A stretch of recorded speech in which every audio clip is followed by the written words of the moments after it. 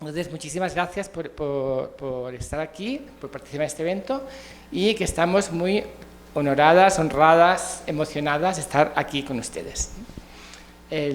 Nuestra presentación, Alianzas Políticas y Articulaciones Epistemológicas, apuntes para repensar la psicología contemporánea, es una reflexión desde nuestro lugar. Entonces, trabajamos en el contexto europeo, tenemos ciertas problemáticas, algunas creo que igual no son relevantes en este contexto, aún así. Entonces, explicaremos un poco con qué problemas nos encontramos en el contexto en que estamos trabajando. Entonces, en cada contexto los problemas son distintos.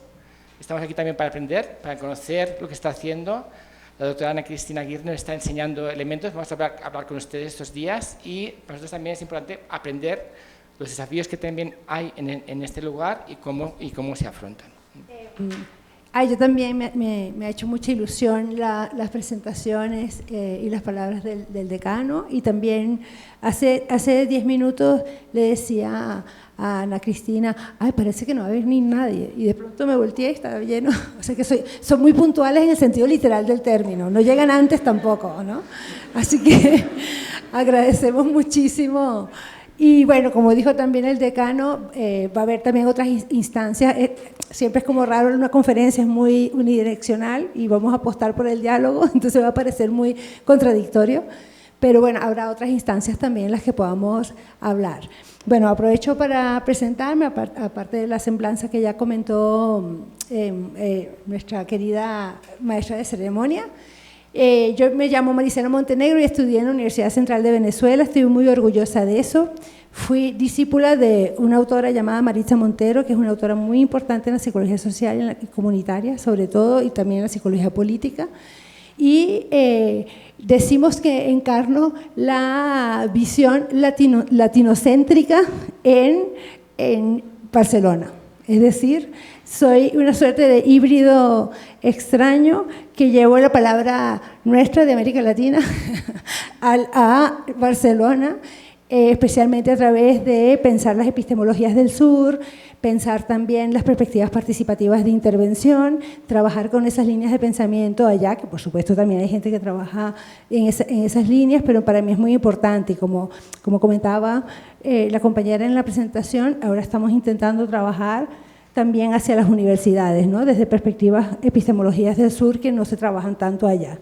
Entonces, eso intentamos hacer, y entonces intentamos hacer esa combinación de traer todo ese trabajo de psicología crítica de América Latina hacia Barcelona.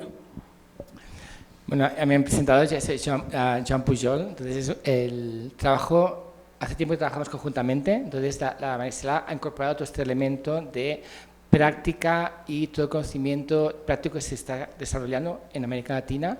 Y yo estuve trabajando durante los años 90 en Inglaterra y viví todo lo que fue el giro discursivo. Entonces, como incorporé todos estos elementos, y hace tiempo que trabajamos conjuntamente con Marisela en distintos ámbitos para intentar como conectar estos dos aspectos.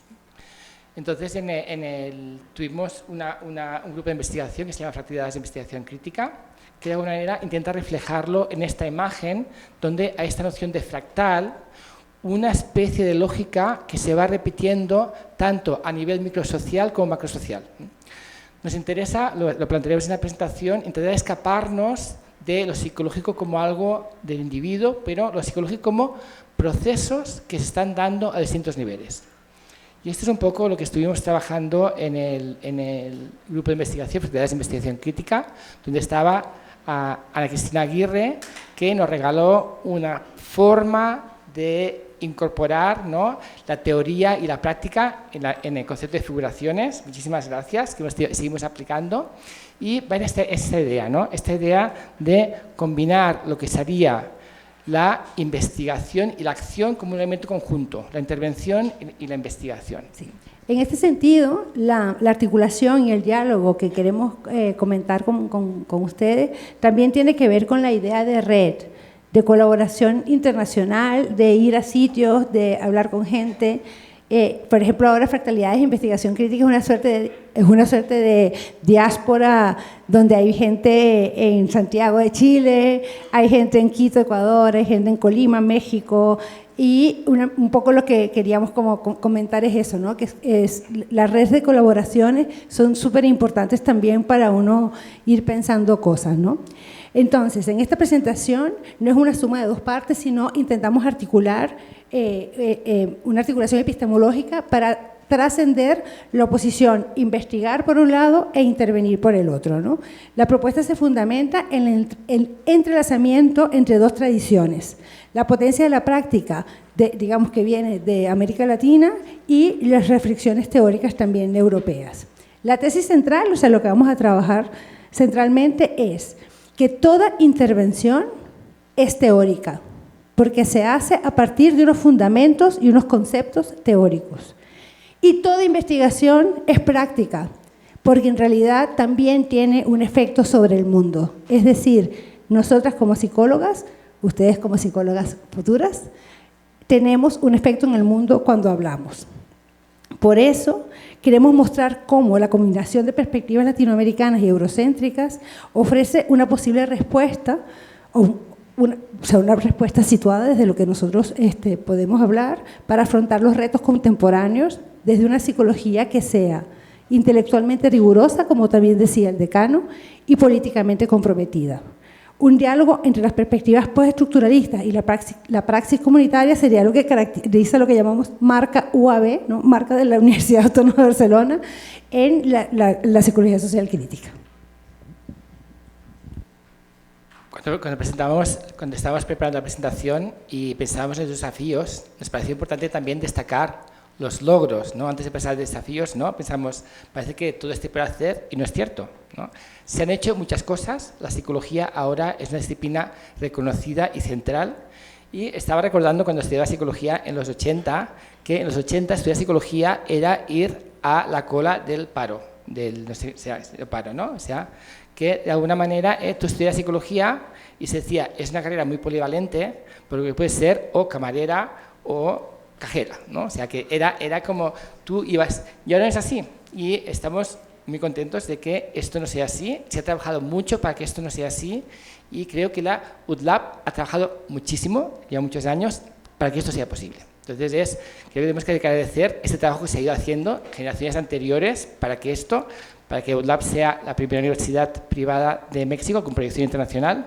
Entonces, se han conseguido muchas cosas, ¿no? Y gracias a este trabajo de mucha gente y que está haciendo ahora, conseguimos que esta psicología sea una carrera con futuro y con perspectivas. Entonces, vamos a hablar de como desafíos, pero esos desafíos en un contexto en que se han conseguido muchas cosas, que hemos avanzado muchísimo.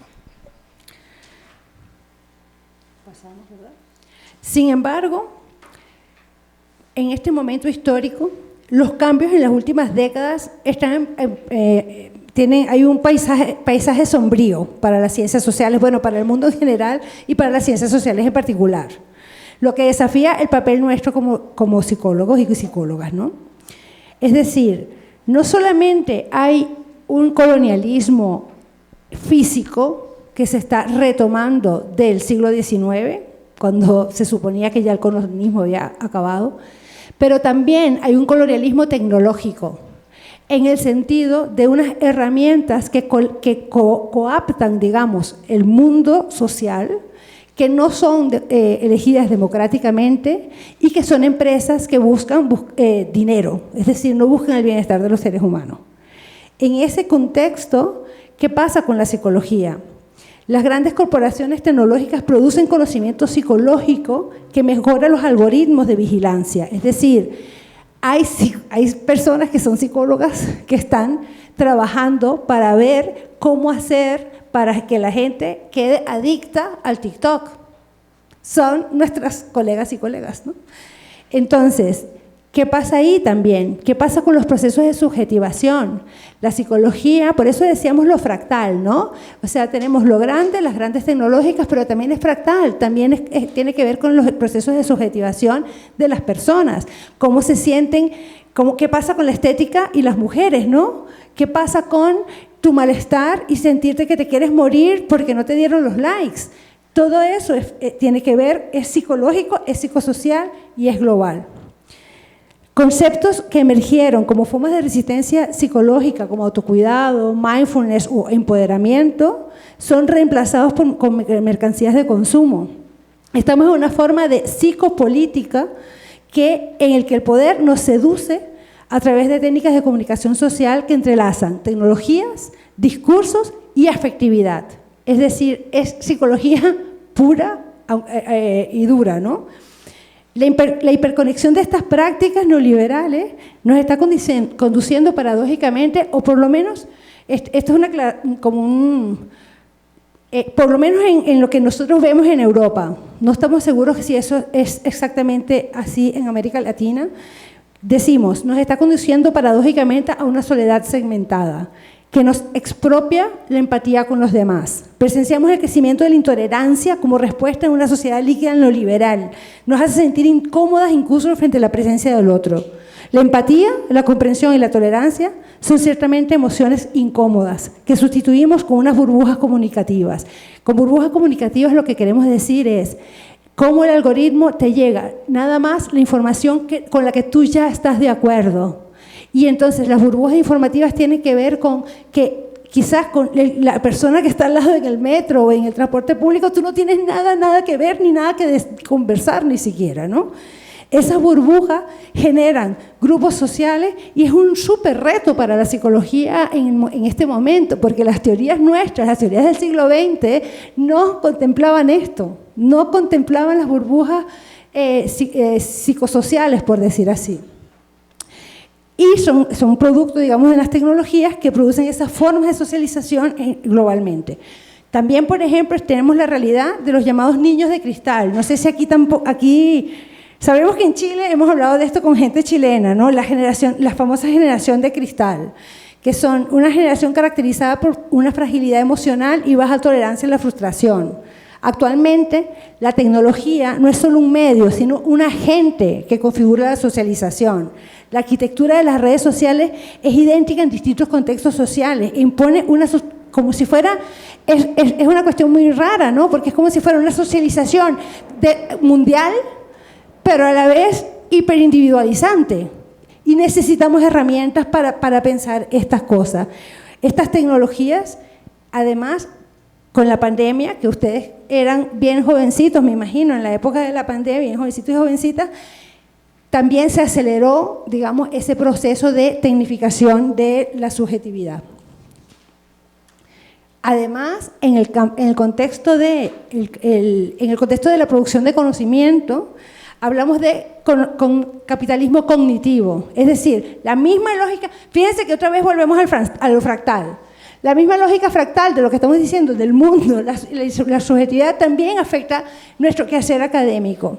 Nosotros estamos obligadas a publicar cada 2 por 3 algo y tiene que ser en ciertas revistas que por cierto, por casualidad, casi todas son o gringa o del Reino Unido, las que son importantes. Por suerte, desde América Latina también estamos generando un montón de cosas, pero tienen menos índice, ¿no?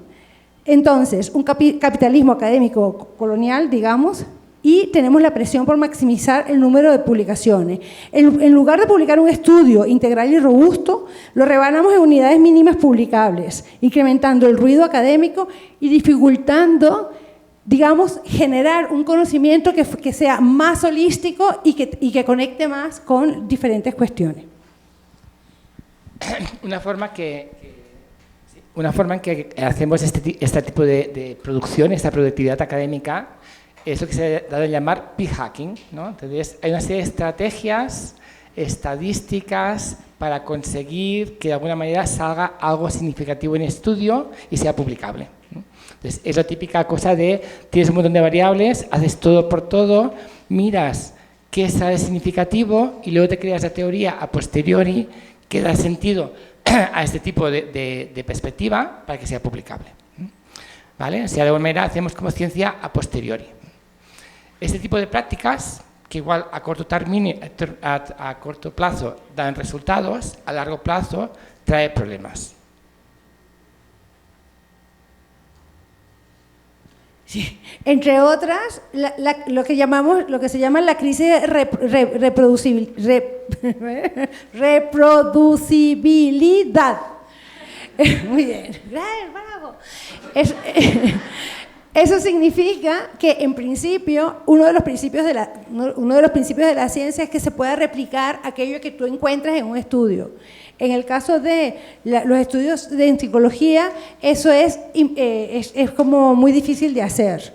¿Por qué? Porque precisamente lo que presentamos en las revistas académicas está segmentado para poder regenerar suficientes unidades de publicables. O sea, imagínense toda la lógica, digamos, capitalista que está detrás del asunto. La Open Science Collaboration, por ejemplo, intentó replicar 100 estudios de psicología publicados en revistas de alto impacto y menos del 40% de los estudios pudieron ser replicados. Por tanto, nos preguntamos, ¿no? Esto también es un reto. O sea, no solamente, antes hablábamos de retos relacionados con lo social, ¿no? ¿Qué está pasando en lo social? ¿Qué está pasando con las tecnologías y con la gente? Pero es que también tenemos retos relacionados con cómo generar conocimiento. También retos muy importantes. Bueno, y nos hemos quejado bastante, ¿no? Igual creo que esto, no sé si es compartido, ¿no? ¿Qué hacemos con esto? ¿No? Tenemos unos malestares que están reproduciéndose en un elemento fractal para nosotros, y como estamos ahí dentro del contexto neoliberal lo vivimos bastante, ¿no? Que nos sitúan en una especie de paradoja. ¿Qué hacemos? ¿No? O sea, tenemos la presión para publicar, nos recibimos dinero de empresas farmacéuticas para que siempre desarrollemos como estudios, etcétera. ¿Y qué hacemos? Tenemos, o bien, de alguna manera, hacemos una psicologización de la precariedad, ayudamos a la gente precaria a sobrellevar esta desigualdad, ¿no? O intentamos desarrollar prácticas psicológicas y comunitarias que transformen esta situación.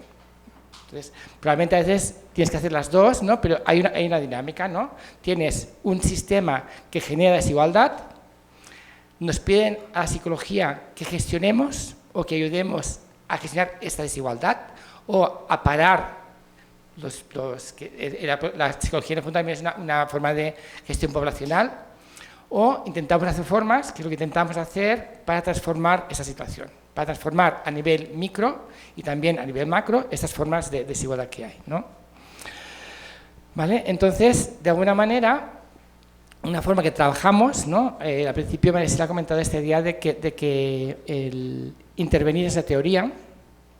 Para intervenir, una primera teoría es ver qué tipo de conceptos nos generan prácticas que de alguna manera reproducen situaciones de igualdad, ¿no? Y uno de los dos conceptos que nos han sido útiles para detectar teorías que para nosotros son problemáticas, o políticamente problemáticas, son el tema de la reificación y la psicologización. De alguna manera hay una problemática, esa problemática se sitúa dentro de la persona y tratamos a la persona para tratar esa problemática. Para poner un ejemplo, en Europa ahora se habla en España especialmente, de lo que se llama el síndrome de Ulises. El síndrome de Ulises, a ver si, para abajo. ¿Psicologización? Está aquí, ¿vale? Síndrome de Ulises. Esta imagen es la gente que viaja a España, ¿no? Para buscar trabajo, ¿no? Que se llama la migración transnacional, ¿no? Vale, y aquí la psicología construye esta idea del síndrome de Ulises, que es la gente que viaja a España a buscar trabajo tiene un síndrome, que es un constructo que hace que las personas tienen unos síntomas, se sientan tristes, bajo autoestima, tensión, irritables, ¿no? ¿Vale? Y hay esta mini teoría, síndrome de Ulises, que explica esta situación. ¿Vale? ¿No? Fijamos que tenemos dos procesos. Psicologizas un problema, claro, si viajas transnacionalmente a España a buscar trabajo, igual las cosas no son tan fáciles, y además el tratamiento es individualizado. Hay unos psicólogos que tratan ese síndrome y hay unas empresas farmacéuticas que intentan encontrar un fármaco para solucionar este problema. Claro, es curioso que este síndrome del síndrome de Ulises solo tienen la gente que va a trabajar y no la gente que está acomodada y viaja por otras razones. ¿Vale? Vemos que aquí, ¿no?, solo este enfoque teórico, analizar estos dos procesos, nos ayuda a pensar, mira, esta teoría tiene un problema, porque estás haciendo que la desigualdad sea la culpabilizas respecto a alguien. Vale. Vale, ¿cómo hacemos para pasar de estas mini teorías que explican, ¿no?, explican la asociación de variables? Hay una asociación, la gente que va a España a trabajar en trabajo transnacional, a trabajar, tiene una vida más complicada y eso se afecta psicológicamente, ¿no? Pero eso es una teoría, pero esta teoría, solo con analizarla un poquito, vemos, tiene un problema, ¿no? ¿Cómo hacemos, no? Claro, ¿cómo hacemos para hacer ese hecho, leerlo teóricamente? Vale. Nosotros en psicología creo que tenemos un desafío, un problema, que es que tenemos pequeñas teorías o tenemos pequeñas iglesias y nos cuesta mucho escuchar a los de la otra iglesia. Dice, nadie quiere usar el cepillo del otro, nadie quiere usar la psicología del otro. Entonces tenemos nuestra teoría y la otra teoría parece como sea como enemigo. En España funciona mucho, ¿no? En España tenemos las universidades y siempre hay como peleas entre puntos distintos, ¿no? En lugar de decir, bueno, igual vamos a encontrar un marco conceptual que intente integrar los logros, lo que he conseguido, de distintas perspectivas, ¿no? ¿Vale? Entonces, en los estudiantes de universidad dicen al profesorado, oiga, señores profesores, ¿por qué no hablan entre ustedes y se ponen de acuerdo? Porque van a cada clase y cada clase parece una perspectiva distinta, ¿no? Porque claro, nos falta un punto de diálogo. Y si lo comparamos, por ejemplo, con otras disciplinas, con la física, a la cual nos comparamos, hay mucho diálogo constante con las teorías. Hay peleas, pero hay mucho diálogo constante. Los de la teoría de la relatividad y los de la mecánica cuántica están todo el rato con debates, ¿no?, de cuáles son, ¿no? Cosa que en psicología parece que sea mucho más complicado. Vale, voy a poner un ejemplo, ¿no?, de cómo podemos pensar, ¿no?, cómo pensar elementos, cómo incorporar teorías, ahí sería lo contrario, cómo incorporar teorías para pensar elementos prácticos, ¿no? Y un ejemplo es pensar lo intersubjetivo y lo interobjetivo. En psicología tenemos el concepto de intersubjetivo, tenemos subjetividad y tenemos realidades intersubjetivas. Entre nosotras construimos realidades, ¿no? Tenemos como ciertos consensos de cierta realidad. Vale, perfecto. Pero hay otro concepto que es lo interobjetivo, que hay como elementos objetivos que también se construyen colectivamente. Intersubjetivo y interobjetivo. Claro, nosotros tenemos una especie de tendencia a pensar las cosas de manera intersubjetivas, porque es nuestro foco. La sociología de la ciencia y la tecnología nos ha abierto este otro concepto, interobjetivo. Claro, de alguna forma, ¿no?, creamos ciertas entidades interobjetivas que permiten que nuestras relaciones sociales se mantengan y sean consistentes en el tiempo. Vamos a hacer un ejemplo para que sea más claro, ¿no? Por ejemplo, es el clásico, que es el policía acostado o el tope, que nos dijo cómo era, ¿no? ¿Vale? Muy bien. Tenemos un problema de intervención, que es que la gente conduce muy rápido al lado de las escuelas, ¿no? Tú puedes hacer una campaña intersubjetiva, convencer a la gente, hacer una campaña, hacer una serie de elementos para actuar en el elemento intersubjetivo, perfecto. Pero ya hemos notado que aquí en Puebla hay otro elemento interobjetivo, que son los topes, ¿no?, que hacen que la gente vaya más despacio. Fijaros de que la combinación de estos dos elementos teóricos consigue que una intervención sea mucho más eficaz. Porque puedes hacer el elemento intersubjetivo, que no estés en contra de los topes, pero el elemento interobjetivo para que los topes funcionen. Esto es el típico ejemplo que es en sociología de conocimiento científico, pero apliquemos esto, por ejemplo, al burnout en contextos sanitarios. En el burnout hay un elemento intersubjetivo que es el clima, que es la percepción del trabajo, la narrativa, etcétera. Pero hay elementos también interobjetivos, que es el ratio paciente-profesional sanitario.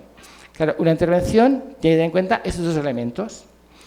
Con un cambio, con una introducción de un elemento teórico que está en otras disciplinas, podemos hacer que el foco, la medición y los elementos que introduzco para analizar y estudiar el problema sean distintos.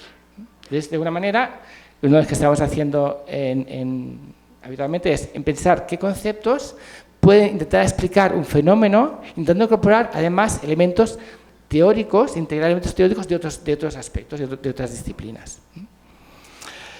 Vale. ¿Y qué nos pasa en Europa, ¿no? Quienes queremos gente tan lista, pero para que no podamos ser capaces de hacer este diálogo teórico? Entonces, una de las cosas que nos pasa, que pensamos que sucede, es que, especialmente en Europa, tenemos una especie como de complejo de inferioridad en la disciplina de ecología, que queremos ser una ciencia. Para ser una ciencia recurrimos a unas estrategias. Este no es 4, 8. Sí, el vídeo de la física que está aquí. Vale, perfecto. Vale, sí, exacto, el vídeo de la física. Exacto, normalmente tomamos la física como un modelo y decimos, ostras, tenemos que parecernos a la física. Fijamos que además es una física clásica. Fijamos la física clásica, piensa lo relevante, que es que las personas, si tomamos esta metáfora, son como bolas de billar. En esta metáfora, tú a la persona le das un golpe en un lugar y la persona da un poco hacia donde tú quieres que vaya, ¿no? Entonces, a veces pensamos la psicología de esta manera. Yo si empujo a la persona de este lado, actúa de esta forma. Tomamos este modelo. Y este modelo se basa, ¿no? O pensamos, o recogemos esos tres elementos, ¿no? La metodología, la metodología, pero esta como importancia de la metodología nos va a solucionar el problema, con la metodología tenemos suficiente, ¿no? Explicamos cosas complejas a partir de elementos simples, ¿no? Tenemos la complejidad social a través de la simplicidad psicológica, lo psicológica, lo biológica, y vamos reduciendo. Y también, al final, ciertos elementos, la codificación es interesante, pero a veces que no nos ayuda. Entonces, como a veces, para ser parecidos a la física, hacemos una serie de prácticas que igual no se corresponden a lo que necesita la ciencia psicológica. ¿Quiere decir que el método científico no es bueno? Sí, sí es muy bueno. Es importante seguirlo. Y es importante ser muy rigurosas, porque si somos rigurosas, entonces nos van a legitimar. Y tenemos que ser rigurosas tanto cuando hacemos perspectivas cuantitativas como cualitativas. Cuando hacemos ciencia no hacemos activismo social, hacemos algo de activismo, pero también hacemos una perspectiva distinta, analítica, reflexiva, tanto hacemos análisis cuantitativos como cualitativos. Siempre tenemos una especie de reflexión sobre lo que hacemos. Entonces, de hecho pero es importante reconocer que nuestro fenómeno de estudio no es como la física clásica. No interactuamos con bolas de billar. De hecho, parece que la gente es más parecida a las partículas cuánticas, que son muy revoltosas, que si habéis mirado algo de física, veis que las partículas cuánticas se entrelazan, no son predecibles, y si tuviéramos que tomar un modelo de la física, probablemente sería ese modelo. Pero en todo caso, no nos sigamos la física, tenemos que construir nuestro propio modelo de cómo pensar el comportamiento humano y los fenómenos psicológicos. ¿Qué significa entonces desarrollar una ciencia adaptada a nuestro objeto de investigación? Que es lo que nos acaba de invitar Joan. La cosa, por supuesto, no iba a ser fácil, claro, ¿no? Entonces, ¿qué necesitamos para un conocimiento relacionado con la psicología, cuando la psicología en sí también es hiperplural, ¿no? Tenemos psicología clínica, tenemos psicología jurídica, psicología organizacional, social, forense, o sea, en fin, educativa. O sea, la psicología en sí misma también es una ciencia que es muy importante entenderla, que es plural y que tiene múltiples herramientas teóricas y metodológicas. Pero entonces nosotros lo que les vamos a proponer hoy es dialogar con otras disciplinas y con diferentes aproximaciones a la realidad, sobre todo aquellas aproximaciones que quieren transformar esa realidad. Entonces pasaremos a comprender la parte epistemología articulada del título. Entonces, comenzamos. La cuestión epistemológica se refiere a la pregunta de qué es el conocimiento, cómo se produce y quién puede conocer. Una pregunta, digamos, filosófica. Aquí ya estamos hablando con la filosofía. La generación de conocimiento, pues, es fundamental incide en cómo entendemos los procesos, un poco tal cual, ¿no? Como decíamos antes, ¿no? El proceso del burnout del personal sanitario, cómo lo entendemos, y también, por supuesto, cómo desarrollamos nuestro quehacer. Si hacemos una campaña de sensibilización, si gente no corre en el carro, o si ponemos un tope, ¿no? Por ejemplo, o las dos cosas a la vez. Entonces, vamos a trabajar aquí a partir de dos tradiciones. Una primera tradición se sitúa aquí en América Latina. Es la tradición de lo que se llamaron los estudios modernidad-colonialidad. Esta fue una red de investigadores e investigadoras que se pusieron a pensar sobre la diferencia entre colonialismo y colonialidad. Colonialismo refiere a cuando una metrópoli, digamos, gobierna sobre otro territorio, pero colonialidad refiere a las consecuencias económicas, sociales y psicosociales y psicológicas de aquello que ocurrió. Entonces, digamos que son autores latinoamericanos, digamos que lo que estamos viviendo ahora, por ahora, no, bueno, no nos vamos a meter con los retos más contemporáneos de los últimos días acerca de la colonialidad de los espacios en lo que es América, porque sería ya otra discusión. Pero sí, estos autores y autoras hablaban de la colonialidad como las maneras en las cuales nosotras nos entendemos a nosotras mismas a partir de aquel hecho colonial, digamos, originario. Entonces, ¿qué dice? En todos estos trabajos hay un autor que se llama Santiago Castro Gómez, que es colombiano, que él estudia sobre el conocimiento, cómo se genera el conocimiento, y dice que ese proyecto moderno del colonialismo que mantiene en la colonialidad se caracteriza por entender el conocimiento por el imaginario de un observador del mundo social que puede colocarse en una plataforma neutra de observación, es decir, que no forma parte del observado. A eso le llama ibris del punto cero. Ibris porque refiere a algo que no es mortal, que es como de los dioses, y punto cero porque es un punto que no se puede ver. Es un punto donde se genera conocimiento, pero nadie puede ver quién generó el conocimiento. El ejemplo clásico, el ya conocido por todas, Matabammundi. Pensemos un momento, ¿dónde está quien hace el mapa? ¿Dónde está quien hizo la foto? No está, ¿verdad? Eso es la ibris del punto cero. Es quien genera conocimiento sin ser visto, sin decir que ha sido, porque obviamente este mapa lo hizo alguien y se hizo desde un lugar. También tenemos el famoso mapa de Peters, que es diferente. Los mapas son una concentración material de una organización sociopolítica, porque uno podría hacer otro tipo de mapa, por supuesto, empezando por Argentina, como hacía, bueno, no sé si ustedes son muy jóvenes, ¿no? Son muy jóvenes. ¿Sabes la referencia que iba a hacer? Por supuesto, la de Mafalda o la del uruguayo que pone el sur para el norte, etcétera. Bueno, para la próxima les traemos esa. Algunos sí, ¿no? Los demás ya queda para, no haremos spoiler, queda para el futuro. Entonces, ¿qué dice Castro Gómez? Que esa forma de generar conocimiento también, aprovechando, genera un discurso sobre la historia y sobre la naturaleza humana.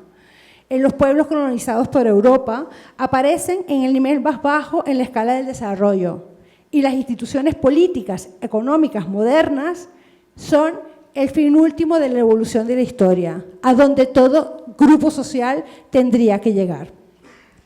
En este misma grupito o clan, ¿no?, de estudios de esto está otro autor que se llama Arturo Escobar, que trabaja el concepto de desarrollo. Fíjense, aquí está el índice, ¿no? Este es el del 2025. Mira, pero qué casualidad, que justo el sur es el que está subdesarrollado y el norte es el que está desarrollado. Es decir, es una forma de hacer ciencia que permite la legitimidad de la subordinación. Fíjense que yo leí a Escobar hace un tiempo. No les voy a decir cuándo lo leí, pero cuando lo leí me cambió muchísimo la vida. O sea, yo decía, nosotros los subdesarrollados, y nosotros los subdesarrollados, era una palabra que uno podía decir para todo. Ay, bueno, y tal, ay, no, pero él llegó puntual, ay, parece suizo. Todas esas frases, bueno, no sé si aquí se dicen, así se habla en Venezuela. Todas esas frases uno las tomaba como normal, como que, sí, nosotros somos subdesarrollados casi que por naturaleza. Cuando me cayó el libro de Escobar en las manos, dije, Dios mío, o sea, esto no lo voy a decir nunca más. Esto es una forma de subordinación que se genera a través del conocimiento legitimado científicamente, pero que no se sabe dónde está. Por tanto, ni siquiera podemos ir a preguntar y a cuestionar por qué tienen que decirnos a nosotros que somos los subdesarrollados. Seguimos. Otra tradición con la cual nos gusta relacionarnos es con las epistemologías feministas. Las epistemologías feministas, a su vez, denuncian el carácter androcéntrico de la ciencia. Muestran cómo los sistemas de producción, más o menos en 3 sentidos. En primer lugar, muestran cómo los sistemas, digamos, científicos de mucho prestigio, entre comillas, excluyen a mujeres y otras minorías de los espacios de otras minorías, por ejemplo, como indígenas, personas negras, personas chicanas, muchas veces colectivo LGTBI también, mujeres, etcétera, de los lugares de legitimidad del conocimiento. Segunda característica, se generan muchas veces conocimientos que pueden ser opresivos, como justamente lo que hablamos del concepto de desarrollo, y otros ejemplos también como que se denuncian desde el feminismo, como las violencias obstétricas. Tercer punto, esta cuestión de que el conocimiento no es cuestionable, porque claro, como se dice que se hace desde un sitio, desde un no lugar, es imposible cuestionarlo. Esos 3 puntos son una de las… bueno, hay mucho material sobre epistemología feminista, quise mostrarlo así un poco visualmente, pero esos 3 puntos coinciden. Las perspectivas feministas han hecho una crítica fecunda a la ciencia. Donna Haraway lo dice con esta metáfora, con el ojo que todo lo ve, que se sitúa en ninguna parte, se le llama el ojo divino. Esta reflexión ayuda a repensar cuestiones claves sobre la producción del conocimiento, en relación con quién puede conocer. Ahora nos volvemos a preguntar las preguntas del principio, ¿verdad? ¿Quién puede conocer? Las feministas dicen, pueden conocer los hombres blancos del norte global. Obviamente nosotros podemos conocer en el sentido literal del término de poder conocer. La cosa es qué conocimiento está legitimado, cuál es el conocimiento poderoso, etc. Por tanto, lo que dicen ellas son, entonces, la legitimidad del conocimiento tiene más que ver con el lugar de localización, de dónde viene el conocimiento, que con el conocimiento en sí mismo. Y esto se relaciona con los métodos, con la legitimación de los métodos. Estas aportaciones también nos permiten reflexionar sobre las implicaciones de dominación asociadas a los modelos androcéntricos y etnocéntricos de la ciencia, es decir, cómo ciertas formas de conocer contribuyen a comprender a las personas y los grupos. Lo que queremos decir aquí es, lo que nos trae estas tradiciones con las que dialogamos es que nos ponen enfrente del espejo, nos dicen, usted cuando hace conocimiento, cuando hace intervención social, ¿desde dónde la hace? ¿Cómo usted entiende ese grupo con el cual está trabajando? Como unos pobres subdesarrollados que no entienden qué les tengo que decir. ¿Cómo usted construye ese problema social, etcétera? Frente a estas críticas, Donna Haraway propone la idea de un sujeto encarnado que produce conocimientos situados. En este libro que se llama Ciencia, Cyber y Mujeres, que está traducido al castellano, hay un capítulo específico que se llama Conocimientos situados, donde hace esta propuesta. Ella dice, solamente la perspectiva parcial promete la objetividad. Entonces, fíjense que es como todo lo contrario, ¿no? Siempre se dice que la objetividad es si tú te alejas de tu objeto y eres imparcial y hablas de manera neutra sobre eso. Donna Haraway dice, no, a partir de todo lo que hemos dicho, evidentemente, a partir de la crítica del ojo divino, dice, no, la objetividad es lo contrario. Lo que es realmente objetivo es el conocimiento situado. Y en este sentido, incorpora la noción de responsabilidad, como decíamos antes, ¿no? Cuando hablaba del espejo. Es decir, tú te tienes que responsabilizar del conocimiento que haces. El conocimiento no es ajeno a ti como investigadora. También habla sobre la localización, desde dónde generamos ese conocimiento. Por eso también al principio decía Joan que para nosotros es muy importante también decir aquí que nosotros estas cosas las hemos pensado pues desde Barcelona, en esa unión fractal que hemos tenido también con gente de otro lado, pero que no necesariamente lo que decimos acá, lo que decimos de allá vale exactamente acá, porque está posicionado. Y el tercer punto es la parcialidad. Lo que dice Haraway es, si el conocimiento es situado, si tú conoces desde un punto, obviamente ese punto es parcial, pero eso no le quita objetividad, es que es desde allí. Pero ¿qué pasa? Que entonces te obliga a la conexión, te obliga a ver otros puntos de vista, te obliga a dialogar, te obliga a hablar con otra gente. Ay, entonces, casi me sacó un momento. Estos son los riesgos asociados a este trabajo, ¿se dan cuenta? No tengo riesgos laborales, por favor. Ok, si bien la localización renuncia a la universalidad y la neutralidad del conocimiento, sí que hace suya la necesidad, como decíamos, de responsabilidad, posicionamiento y conexión.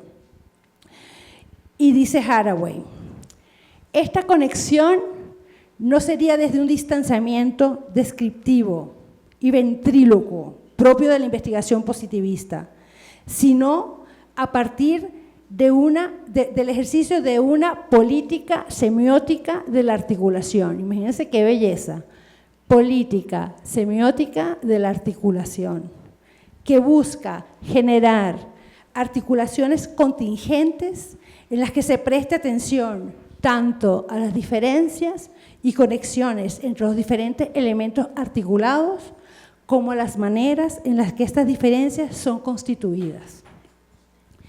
Eso dice Haraway y nos inspira para pasar a nuestro próximo punto, que tiene que ver con las metáforas de las políticas de la articulación. Le hemos llamado un quehacer articulado en la psicología. Y una de las metáforas útiles, ahora sí, pero ya hizo el spoiler, así que una de las metáforas útiles ha sido la que nos inspira Gloria Anzaldúa. Gloria Anzaldúa, bueno, todo estudiante de psicología y de todas las demás carreras tiene que pasar por este libro porque es una maravilla. Y es muy diferente a todo lo demás, por decirlo así, para no hacerles tampoco mucho spoiler, y no va a salir en Netflix, así que habrá que ir en filming. Ok, en su libro Borderlands, la frontera, Anzaldúa se describe a sí misma como mestiza, en el sentido de que no se define en términos de pureza. Ella no pertenece a un solo lugar, sino a varios. Ella vivió siempre en la frontera.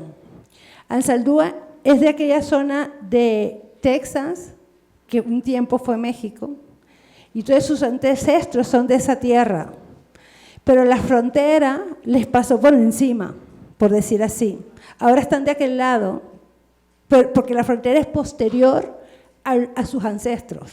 Entonces, no es como la migración, que tú te mueves después, es que la frontera te llegó después de tú existir allí, ¿no? Es una cosa como muy, por eso es tan rara, tan interesante todo el trabajo de Anzaldúa, porque todo es como, ¿cómo es la cosa? Uno tiene que como pensar mucho para entender, ¿no? Entonces, describe la frontera como una marca, una herida. Nació en la frontera, no es ni mexicana ni estadounidense, está en la frontera entre el español y el inglés, entre lo femenino y lo masculino. Ella vive al margen de los blancos por ser chicana, de los chicanos por ser feministas y criticar el machismo, y de las feministas heterosexuales por ser lesbianas.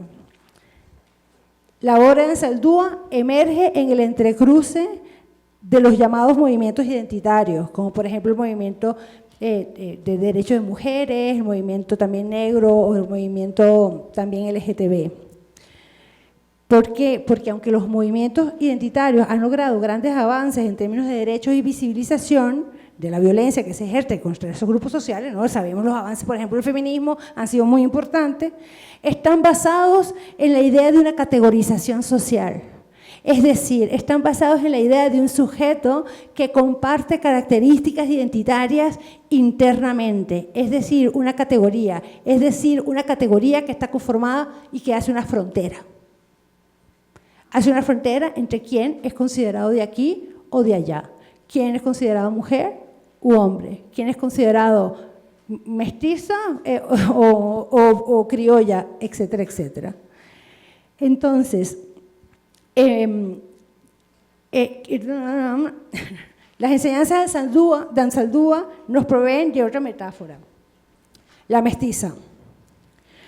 La mestiza habita el lugar de la frontera, por lo que pone en cuestión tanto las relaciones de poder que producen las fronteras de clasificación, como las formas en las que los grupos pretenden enfrentarlas. ¿Por qué? Porque la idea de pureza, la idea de categorías identitarias puede ser peligrosa también en términos de inclusión y exclusión. Veamos qué puede implicar esto en un ejemplo que traemos de otra insigne miembro del FIC también, que se llama Paz Guarderas, que trabaja en Ecuador. Entonces, la idea es que digamos, la inspiración de la mestiza de Ansaldúa nos ayuda a pensar cosas bien concretas, como lo que vamos a contar a continuación.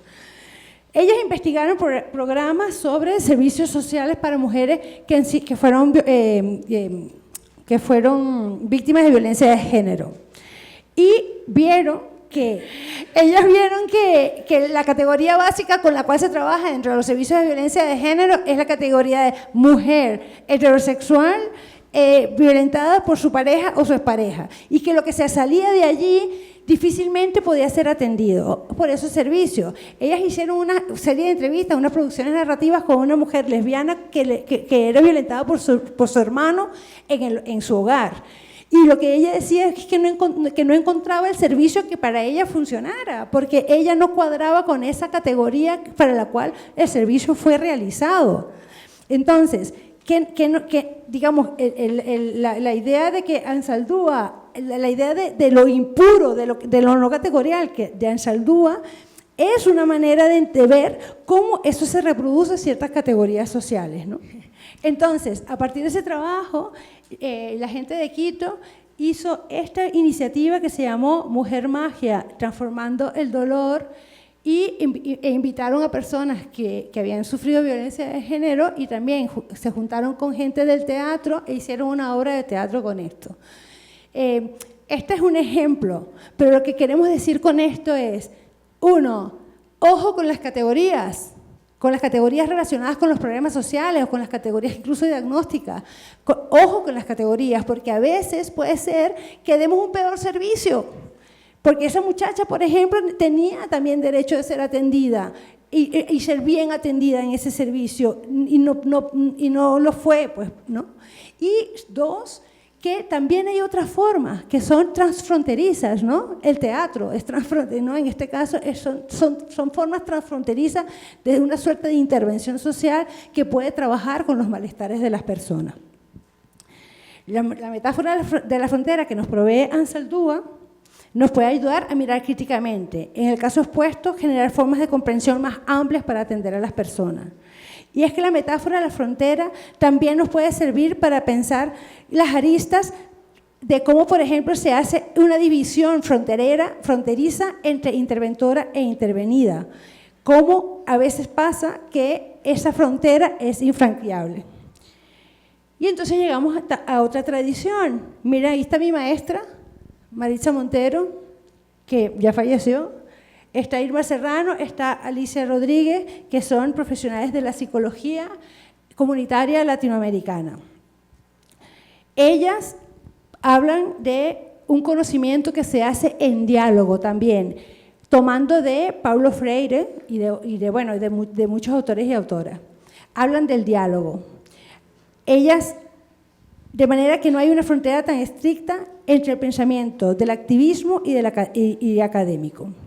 Es decir, desde diferentes tradiciones, que obviamente se podría profundizar mucho más en cada una de estas tradiciones, pero de diferentes tradiciones nos están diciendo, primero, ojo con las categorizaciones y con las fronteras que nosotras como disciplina, como profesionales podemos hacer. Y segundo, pensemos en la conexión. Si nuestro conocimiento es parcial, nos tenemos que conectar. Y es un poco lo mismo que también dice la psicología comunitaria. Tenemos que trabajar con la gente, para saber cuáles son las necesidades que tiene, porque no lo podemos saber nosotras, porque estamos en otra posición. Tenemos que trabajar con los demás. Entonces, proponemos mestizar la psicología. Podemos mestizarla. Una psicología mestiza no busca curar la contradicción para normalizar al sujeto, sino que valida la capacidad de operar en múltiples códigos culturales a la vez. Una psicología mestiza cuestiona las fronteras que definen las categorías de sujeto para trabajar con un espectro más amplio a través de la escucha. Una psicología mestiza también busca articular alianzas improbables entre movimientos sociales, comunidades, estamentos universitarios, etc. Y traemos el ejemplo de Ciranda da Cultura en Brasil, también otra fiquera, Alejandra León Cedeño, ha trabajado 25 años aquí. Este proyecto se articula a habitantes de diferentes barrios, universidad, servicios del territorio, políticas públicas, movimientos sociales, iniciativas. Es un proyecto impuro, por decir así. Junta a diferente gente para hacer cosas que vienen de, digamos, lo que quieren hacer, ¿no? Aquí tenemos algunas talleres que se hacen, que ya se llaman oficinas, los talleres, tenemos como una suerte de asamblea. Bueno, es un trabajo que es en red, que se entiende como que en cada nodo de la red pueden pasar cosas un poco distintas, pero son ciranderas, en el sentido que son para, como dice Alejandra, a ver, ¿dónde puse yo donde decía Alejandra? Mira, en sus palabras, dice Alejandra León, que es como una poetisa, además hace baile, danza del vientre, bueno, de todo. Dice, una red que avanza para generar belleza en medio de la violencia, abundancia en medio de la escasez, alegría en medio de la tristeza, potencia en medio del estigma, profundizando acciones y multiplicándolas.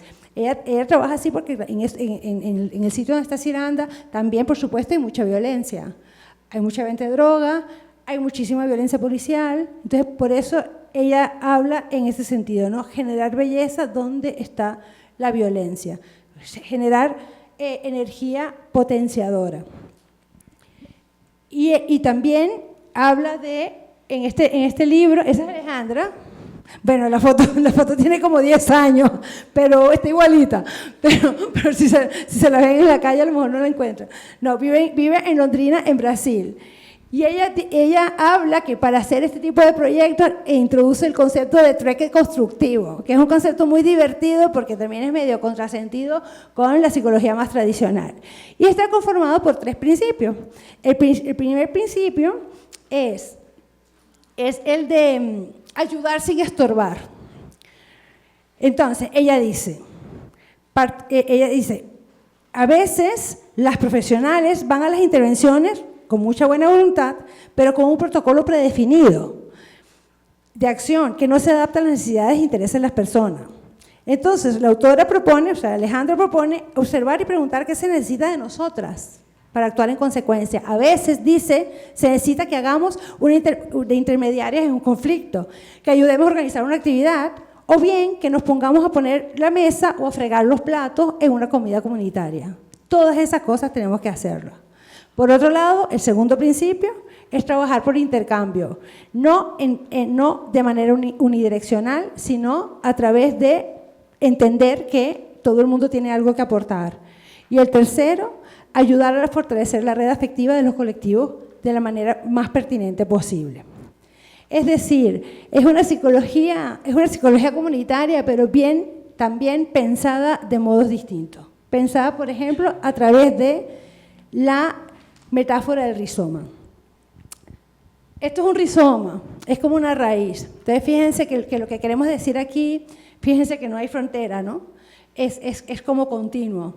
Lo que queremos decir con la metáfora del rizoma es que nos inspira para pensar otras formas también de intervención, no de interventor-intervenida, sino como una red difusa de cuestiones que pueden ocurrir. Se trata de un ensamblaje de elementos semiótico-materiales y se trata metodológicamente de identificar acontecimientos y también de generar, digamos, rupturas, de generar raíces que después se van por allí a hacer sus cosas, ¿no? El trabajo cirandero pues bebe también de estas premisas. Ok, como hemos visto, el quehacer profesional de la psicología es como un rizoma en sí mismo, lo podemos pensar como un rizoma, porque es tan variado, es tan diferente las cosas que se hacen.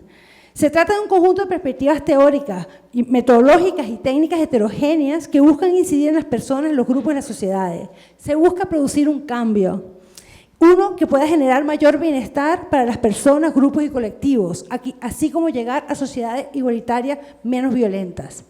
Hemos visto que la configuración mundial actual nos enfrenta a una serie de retos para lograr esa tarea. Bueno, siento decirles, chicos y chicas, que el mundo está heavy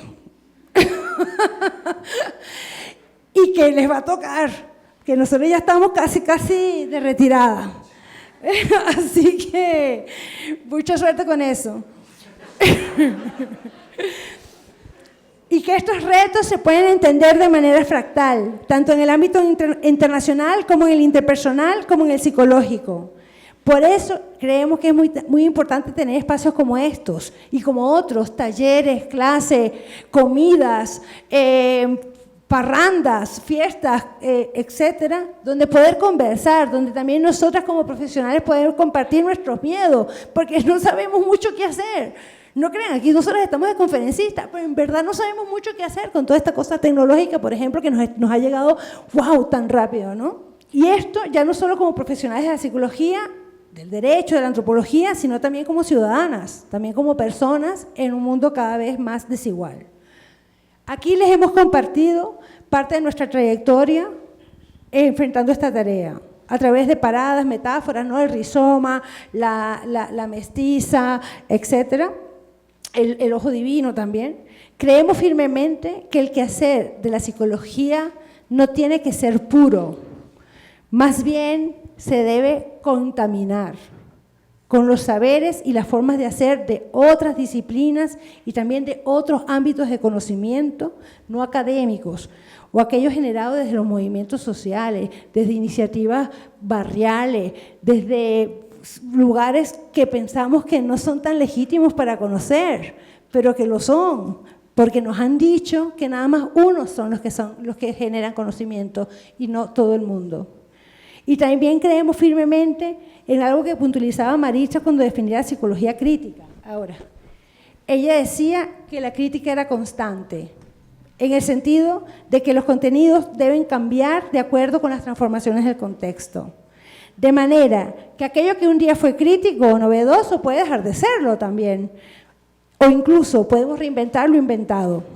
Y eso es una tarea de profunda rigurosidad y compromiso.